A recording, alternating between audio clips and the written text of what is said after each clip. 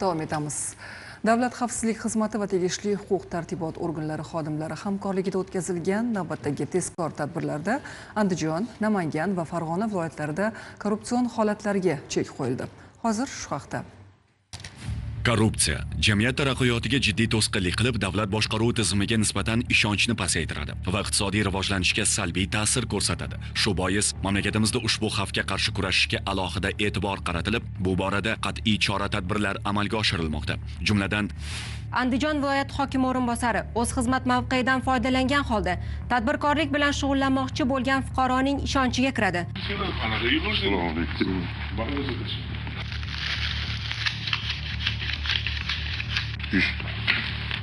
50 minutda aka. Bu haligina qildilar, qarz deylar-da, bilasizlar, shunaqa narsasi bor. Men sizga berdim aka, xudo xolasa. Yo'q, shunaqa deylar. Bilasizlar, yo'q, hammasi xudo xolasa shunaqa narsasi bor. Hujjatini aka cho'tki qilib, men nomimga nima qilib chiqargisi bersiz bo'lgan. Xususan, u Bobur shahri hududidagi davlat zaxirasida bo'lgan 20 sotiq yer maydonini vakolatli mansabdor tanishlari orqali auksionga qo'ydirib, so'ngra yutib berish hamda mazkur fuqaro nomiga rasmiylashtirib, kelgusida bu joyda qurilish ishlari amalga oshirishi uchun ruxsatnoma olib berish evaziga 50 ming AQSh dollari talab qiladi. Davlat xavfsizlik xizmati xodimlari tomonidan o'tkazilgan tezkor tadbirda viloyat hokimi o'rinbosari so'ralgan pul mablag'ini o'zining yashash xonadonida olgan vaqtida ashyoviy dalillar bilan ushlandi. Namangan viloyatida qayd etilgan holatda esa Namangan tumani qurilish va uy-joy kommunal xo'jaligi bo'limi bosh arxitektori mahalliy oilaviy korxona rahbari tomonidan o'z yashash xonadonining bir qismida qurilgan avtomobillar yuvish shoxobchasining loyiha hujjatlarini rasmiylashtirib berish hamda uni tasarruf etish bo'yicha qo'yilgan taqiqni bekor qilib berish evaziga 1500 AQSh dollari talab qiladi.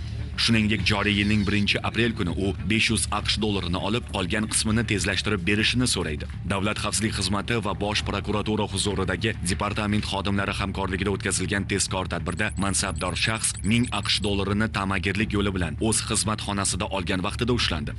Ta'kidlash lozimki, oilaviy korxona rahbari avtomobillar yuvish shoxobchasini loyiha hujjatlarisiz qurganligi yuzasidan 2025-yilning dekabr oyida bosh arxitektor tomonidan tuzilgan dalolatnoma asosida sud tayinlagan 43 million 300 ming so'm miqdoridagi jarimani to'lagan. Lekin shunga qaramay bosh arxitektor unga qonuniy yechim ko'rsatmay, aksincha korrupsion harakatlarni amalga oshirgan.